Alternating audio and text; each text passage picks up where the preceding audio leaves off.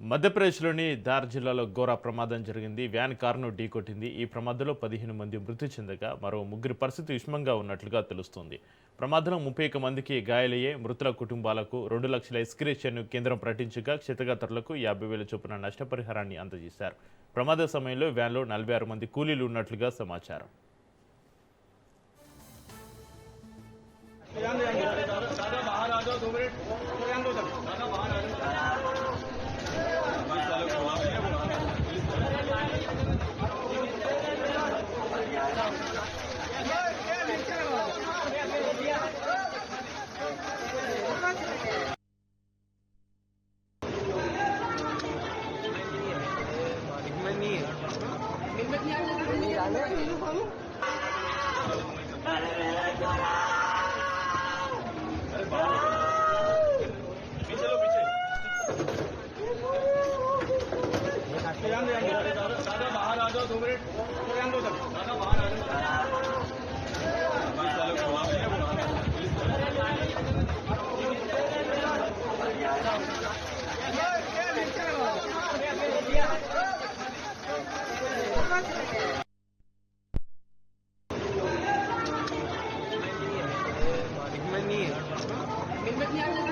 नहीं